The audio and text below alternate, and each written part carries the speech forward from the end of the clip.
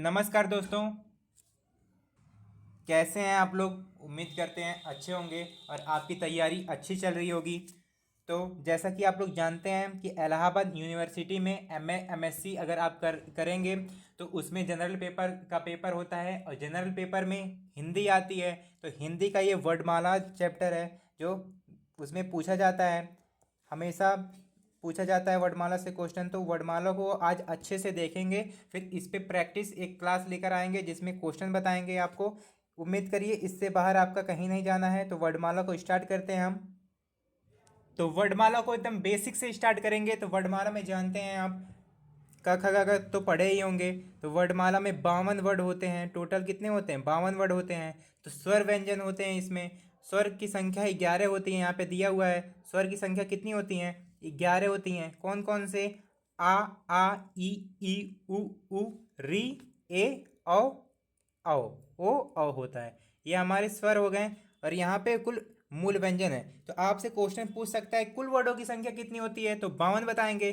फिर आपसे पूछेगा स्वर की संख्या कितनी होती है, तो 11 बताएंगे, यहाँ पे दिया हुआ है। फिर पूछेगा अगर कि मूल व्यंजन कितने होते हैं, तो 33 बताएंगे आप। इतना आपका आपको याद रखना है। फिर यहाँ पे क्या पूछा है? मूल या हर्ष स्वर 4 होते हैं और दीर्घ स्वर 7 होते हैं। अभी आगे देखेंगे कि कौन कौन से होते हैं। और अयोग वा होता है, जैसे कि आ ई उ ए ओ औ अंग आहा पढ़ते होंगे आप। तो अंग आहा को कभी कभी पूछ लेता है कि अंग को और आहा को क्या कहते हैं। तो अंग को अनुस्वार कहते हैं और आहा को विसर्ग कहते हैं। और इन दोनों को मिला के हम अयोग वा स्वर इसको कहा जाता है। और इसमें आगे देखते हैं इनके बारे में। यहाँ भी देखिए एक है मूल व्यंजन के बारे में जो 33 है। इसमें वर्ग आता है, इसमें 5 वर्ग होते हैं। कवर्ग, चवर्ग, टवर्ग, तवर्ग, पवर्ग। कवर्ग का मतलब जो क के आगे जो 4 आते हैं वो, और च के आगे जो आते हैं। देखिए आपको ये याद करना है। ABCD तो आपको याद होगी लेकिन ये नहीं याद होगा। लेकिन आपको यहाँ भी एक बार ध्यान दे देना है। तो क ख ग घ अंगा, च छ छ छ, इया ट ठ ड ढ। यहाँ देखिए ट ठ ड ढ आड़ा। इतना तो आपको बेसिक चीज आता ही होगा। त थ द ध न, प फ ब भ म, ये पवर हो गया। फिर य र ल व, इसको अंतस्थ व्यंजन कहते हैं। अंतस्थ व्यंजन देखिए 4 होते हैं। कौन कौन से होते हैं? य र ल व, स स स ह, ये उसमें व्यंजन होते हैं। उसमें व्यंजन 4 होते हैं। फिर यहाँ संयुक्त व्यंजन छ त्र ज्ञ स्र होता है। अब कभी कभी पूछ लेता है कि छ किससे मिलके बनता है, तो क और स से मिलके, यहाँ पे देखिए क और स से मिलके छ बनता है। क के बाद ख तो आता ही है, लेकिन कभी कभी अगर आपसे पूछ लेगा, ख ऑप्शन में नहीं रहेगा, स रहेगा, तो स को लिख लेंगे। क के बाद स आता है, त के बाद र आता है, ज के बाद इया आता है। अगर उसके बाद वाला वर्ड अगर ऑप्शन में नहीं दिया है तो स ले लेंगे। जैसे कि अगर आपसे पूछेगा छह किससे मिलके बनता है, तो क और स से, त्र त और र से, ज्ञ ज और इया से मिलके ज्ञ बनता है। स और र से मिलके क्या बनता है? स्र बनता है। ये संयुक्त व्यंजन है, ये बहुत इंपॉर्टेंट है। संयुक्त व्यंजन नहीं भूलना है। 4 संयुक्त व्यंजन 4 होते हैं। कौन कौन से? छ त्र ज्ञ स्र। और आगे देखते हैं ड ड उच्छिप्त व्यंजन। दो होते हैं उच्छिप्त व्यंजन। कौन कौन से? ड और ड होते हैं। अब यहाँ पे भाषा की न्यूनतम इकाई क्या है? वाक्य है। इसकी न्यूनतम इकाई क्या है? वाक्य है। वाक्य की न्यूनतम इकाई क्या है? पद, मतलब शब्द होता है। पद मतलब क्या होता है? शब्द होता है। और शब्द की सबसे न्यूनतम मतलब शब्द की सबसे छोटी क्या है? वर्ड है। वर्ड को कभी विभाजित नहीं किया जाता है, हो ही नहीं सकता। वर्ड का स्वरूप, वर्ड को हम अक्षर भी कहते हैं। वर्ड को क्या कहते हैं? अक्षर कहते हैं। जैसे इंग्लिश में लेटर कहते हैं, वैसे इसमें अक्षर कहा जाता है, जिसका अर्थ अनास्वान होता है। अतः वर्ड अखंड मूल ध्वनि का नाम है, अर्थात किसी भी शब्द का वह खंड जिसका अन्य कोई खंड विभाजन नहीं किया जा सकता। मतलब वर्ड को विभाजित नहीं किया जा सकता, वो वर्ड कहलाता है।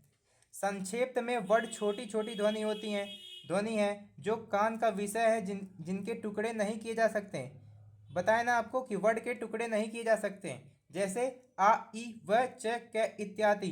प्रत्येक भाषा में कई वर्ड होते हैं। मूल रूप से हिंदी में 52 वर्ड होते हैं, आपको बताएं। और वर्डों की व्यवस्थित क्रम को ही वर्णमाला कहते हैं। स्वर वर्ड देखते हैं। स्वर व्यंजन आपको बताए हैं। स्वर वर्ड देखते हैं। वे वर्ड जिनके स्पष्ट उच्चारण के लिए किसी दूसरे की सहायता नहीं होती है। वर्ड स्वर में क्या है? दूसरे की सहायता नहीं होती हैं, वो स्वतंत्र होते हैं, उनको क्या कहा जाता है, स्वर कहा जाता है। ये स्वतंत्र होते हैं पूरे। अब मात्रा एवं उच्चारण के आधार पर ह्रस्व या मूल स्वर जिनके स्वरों के उच्चारण में बहुत ही कम समय लगता है, बहुत ही कम समय लगता है, उन्हें हर्ष स्वर कहते हैं। हर्ष स्वर कितने होते हैं, 4 होते हैं। आ ई उ री, यहाँ पे देखिए दिया हुआ है हर्ष स्वर के बारे में। अब इसके बाद आता है हमारा दीर्घ स्वर। दीर्घ स्वर जिन स्वरों के उच्चारण में हर्ष स्वर के से दुगना समय लगता है उन्हें दीर्घ स्वर कहते हैं। दीर्घ स्वर मतलब दुगना, मतलब बड़ा। जैसे बड़ा आ, बड़ी ई, मतलब ये ज्यादा समय लगता है ना बोलने में इसके, इसलिए इसको दीर्घ स्वर कहा जाता है। बड़ा आ, बड़ी ई, उ, ए ओ औ। अब इसमें सजाती और विजाती पूछ लेता है। सजाती क्या होता है, जो अपने ही वर्डों से लेके मिलके बड़े होते हैं। जैसे आ सजाती मतलब सेम है, अपने ही परिवार से मिले होते हैं, तो आ हो जाएगा, ई हो जाएगा, उ हो जाएगा, ये सजाती हो गया। विजाती स्वर जो अपने परिवार से नहीं दूसरों से मिलके जो बने होते हैं उसे विजाती स्वर कहते हैं। आ ई ए हो गया, आ ए इससे मिलकर ए बनता है। आ और ऊ से मिलके ओ बनता है। आ और ओ से मिलके क्या बनता है, औ बनता है। अब प्लुत स्वर देखते हैं, तीसरा क्या है, प्लुत स्वर। प्लुत स्वर में ओम रोम आता है। जैसे जिन स्वरों के उच्चारण में हर स्वरों की अपेक्षा तिगुना समय लगता है, सबसे ज्यादा समय लगता है, जैसे होता है नहीं, ओम रोम, तो इसको प्लुत स्वर कहते हैं। हालांकि मानक हिंदी में दो ही स्वर हरस व दीर्घ को मान्यता प्रदान है।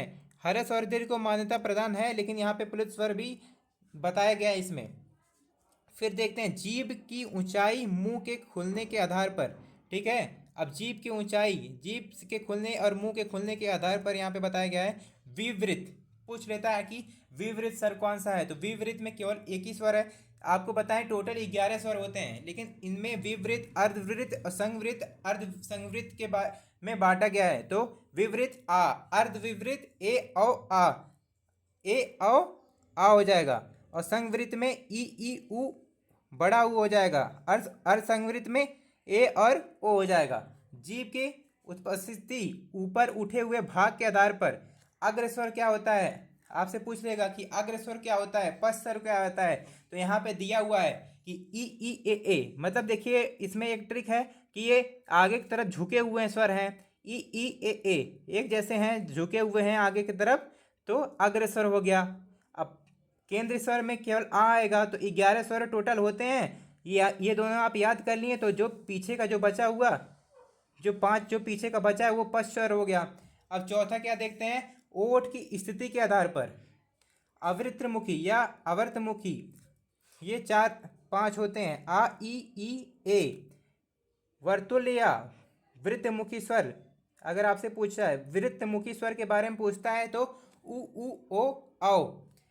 तीसरा क्या पूछता है, अर्ध वर्तुल या अर्ध वृत्तमुखी स्वर, इसमें केवल एक ही होता है, आ हो जाएगा, बड़ा आ हो जाएगा। जीभ के तनाव के आधार पर शिथिल, कठोर, ये आपको ध्यान नहीं देना है, ये बहुत इंपॉर्टेंट नहीं है। कठोर आ ई उ, उच्चारण के आधार पर कंठ, तालव्य, मूर्धन्य।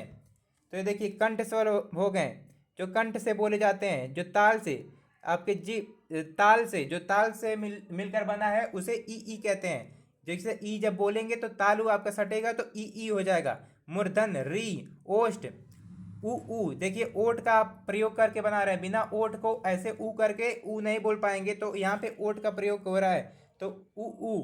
अनुनासिक, अंग आह, चंद्रबिंदी आपको बताए थे ना, अंग आह, तो अनुनासिक हो गया। कंठ तालव्य, कंठ का प्रयोग, ए कंठ्योष्ठ, मतलब कंठ और ओष्ठ दोनों से मिलके बना है, ओ और औ ये दोनों से मिलके बना है, तो ये कंठोष्ठ हो गया। आगे देखते हैं कवर्ग, चवर्ग, टवर्ग, तवर्ग, पवर्ग में देखिए क ख ग घ अंगा जो होता है वो कंठ से उच्चरित होता है, मतलब आपके कंठ से उच्चरित क्या होता है, क ख ग घ अंगा। चवर्ग तालु से होता है, ताल से बोलते हैं, च छ ज इया, जब आप बोलेंगे तो आपको महसूस होगा। ट ठ ड ढ अड़ा मूर्धा से उच्चारित। त थ द द न दंत से उच्चरित होता है। दांत देखिए जब त थ द द न बोलेंगे तो आपका दांत का प्रयोग हो रहा है, तो यहाँ दंत उच्चरित हो जाएगा। अब फिर पवर्ग, प फ ब भ म प, अभी आप प बोल रहे हैं तो ओठ, ओठ का आपका सट रहा है ना, प फ ब ब म, तो यहाँ पे ओठ ओष्ठ से जो है उच्चरित हो जा रहा है, तो यहाँ पे पवर्ग हो गया। तो ये आपको थोड़ा ध्यान देना है। यहाँ से पूछ लेता है कि कंठ से उच्चरित क्या है, तालु से क्या है, मूर्धा से क्या है, दंत से क्या है और ओष्ठ से क्या है। तो आपको पहले क से ज्ञ तक पूरा वर्णमाला भी याद करना होगा, उसके बाद इसको देखेंगे तो आपको जल्दी समझ में आएगा। फिर देखते हैं अंतस्थ व्यंजन। जिन वर्णों का उच्चारण जीभ, तालु, दांत, ओठों को सटाने से होता है परंतु कहीं भी पूर्ण स्पर्श नहीं होता, अंतस्थ व्यंजन कहते हैं। तो अंतस्थ व्यंजन भी चार होते हैं। आपसे पूछ लेगा अंतस्थ व्यंजन कितने होते हैं, चार होते हैं। कौन कौन से, य, र, ल, व। य व अर्धस्वर भी कहते हैं। यह व को क्या कहते हैं, अर्धस्वर। अर्धस्वर जैसे बता दें आपको कि स्वर 11 ही होते हैं, लेकिन यह और व को भी अर्धस्वर भी कहा जाता है। तीसरा देखते हैं उसमें व्यंजन। उसमें कटिबंधी व्यंजन भी बोलते हैं। उसमें व्यंजन जिन व्यंजन वर्डों का उच्चारण घर्षण या रगड़, मतलब आप जब बोलेंगे तो रगड़ होगा थोड़ा मुंह में, जब जब स बोलेंगे स ह, तो थोड़ा घर्षण और रगड़ होगा। फलस्वरूप उत्पन्न उसमें वायु, मतलब आपके मुंह से उसमें वायु निकलेगी। स देखिए आपके मुंह से हवा निकल रही है ना, तो इसलिए इसको उस उसमें व्यंजन कहा जाता है। ये कौन कौन से होते हैं, स ह। अब आगे देखते हैं व्यंजन के उपर्युक्त प्रकारों के अध्ययन से हमें व्यंजन की उत्पत्ति, स्थान, समूह आदि का पूर्णतः ज्ञान प्राप्त हो जाता है, परंतु और सहज बनाने के लिए व्यंजन का वर्गीकरण उच्चारण के आधार पर भी किया जाता है। अब देखिए उच्चारण के आधार पर करेंगे तो आपको बता देना कवर्ग, चवर्ग, टवर्ग, पवर्ग, यहाँ पे इसका यूज हुआ है। तो कंठ, तालव्य, मूर्धन्य, दंत, ओष्ठ। यहाँ देखिए कंठ, तालव्य, यहाँ आपको देखना है, याद रखना है। स्वतंत्र मुखी, काकल्य, ये इंपॉर्टेंट नहीं है, लेकिन ये कंठ, तालव्य, मूर्धन्य, दंत, ओष्ठ, दंत्योष्ठ। यहाँ पे कौन कौन सा वर्ड किस में आएगा। अब आपसे पूछ लिया कि दंत दंत स्वर कौन सा है। दंत स्वर देखिए ये यहाँ से लेके यहाँ तक दंत स्वर है ना।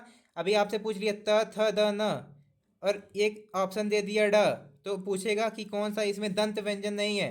तो ड क्या है, ड मूर्धन्य व्यंजन है ना, तो ये नहीं होगा। तो ऐसे ही आपको याद कर लेना है कि कौन सा कंठ है, कौन सा तालव है, कौन सा मूर्धन है, कौन सा दंत है, कौन सा ओष्ठ है और कौन सा दंतोष्ठ है। दंतोष्ठ मतलब क्या होता है, व फ, मतलब ये दंत से और ओठ, जैसे व जब बोलेंगे तो दांत और ओठ दोनों का प्रयोग करेंगे, तो ये दंतोष्ठ व्यंजन हो गया। तो ऐसे ही सब इसको आप याद कर लेंगे। फिर आगे देखते हैं। देखिए यहाँ पे क्या फिगर के द्वारा आपको बताने की कोशिश किया गया है। वर्डों का उच्चारण स्थान, नासिक, यहाँ नाक से जो बोलेंगे, यहाँ जो नाक से क्या क्या बोल सकते हैं आप। यहाँ पे क ख ग घ अंगा जो लास्ट में है, अंगा, इया जो पंचम जो स्वर होता है, जो पंचम स्वर होता है, यहाँ पे आपको अच्छे से नहीं क्लियर दिख रहा है, लेकिन यहाँ ड, इया, ज, म, न, जैसे इसको कभी कभी देखते होंगे आप, म को नहीं लिखते हैं, बूंदी के रूप में दिखाई देता है। उसी उसी को हम लोग क्या कहते हैं, तो नाक के द्वारा बोला जाता है, ये नासिका हो गया। ये पंचम वर्ड जो पांचवें स्थान पर आता है वो नाक के द्वारा बोला जाता है। अब दंत, तवर्ग, तवर्ग जो है दांत से बोला जाता है और से बोला जाता है। दंत प्लस ओष्ठ, मतलब बोले ना आपको, वह जो है दांत प्लस ओष्ठ से बोला जाता है। तो यहाँ पे पूरा आपको दिया हुआ है, यहाँ से आपको देख लेता है कौन सा तालव है, कौन सा दांत से बोला जाता है, कौन सा ओष्ठ से, ओष्ठ मतलब ओठ से बोला जाता है, दंत मतलब दांत से बोला जाता है, ताल से तालव्य बोला जाता है। तो ऐसे ही आपको सब याद कर लेना है। उच्चारण प्रयत्न के आधार पर अभ्यंतर प्रयत्न इसको कहा जाता है।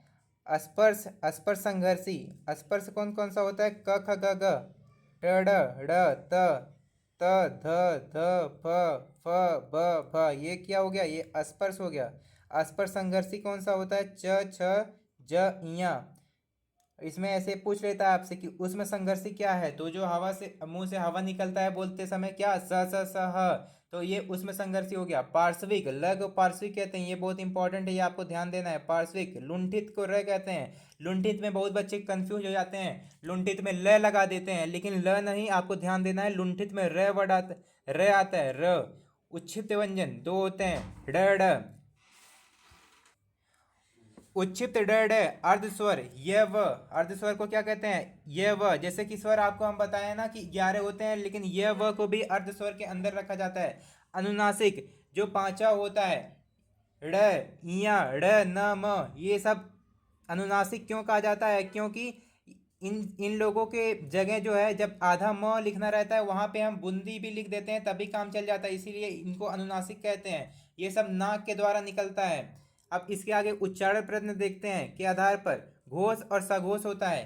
घोष सघोष क्या होता है हमारा, पहला और दूसरा को घोष कहते हैं और तीसरा चौथा पांचवा जो होता है, जैसे कि पांच पांच होते हैं ना, जैसे कि जिन वर्डों के उच्चारण में स्वतंत्र आपस में टकराती हैं, झंकृत उत्पन्न होती करती हैं, वे वर्ड घोष होते हैं। प्रत्येक वर्ग के तीसरे चौथे पांचवें व्यंजन सभी स्वर द्विगी व्यंजन य र ल व तथा ह घोष के घोष वर्ड कहलाते हैं। और अघोष वर्ड क्या होते हैं, जो आगे एक दो रहते हैं। जिन वर्डों के उच्चारण में स्वतंत्रिका में कंपन न हो अर्थात केवल श्वास की आवश्यकता हो, वे अघोष वर्ड होते हैं। तो आपको याद करने की, ऐसे इसको याद करने की जरूरत नहीं, अभी आपको हम ट्रिक बताते हैं। प्रत्येक वर्ग के प्रथम द्वितीय वर्ड तथा स स ह अघोष होते हैं। जैसे देखिए यहाँ पे प्रथम और द्वितीय, यहाँ पे हम दिखाते हैं घोष और सघोष के बारे में। यहाँ वर्णमाला है, यहाँ देखिए घोष अघोष बोला ना, तो यहाँ पे प्रथम और द्वितीय ये घोष हो गया, ये घोष इतना इतना घोष हो गया। और सघोष तीसरा चौथा और पांचवा को सघोष कहते हैं। इतना तो फिक्स है कि ये घोष है और ये सघोष है, इतना तो फिक्स है। इसके अलावा भी कुछ पूछता है, इसके अलावा यहाँ पे दिया हुआ है, इसके अलावा और क्या घोष और सघोष में है।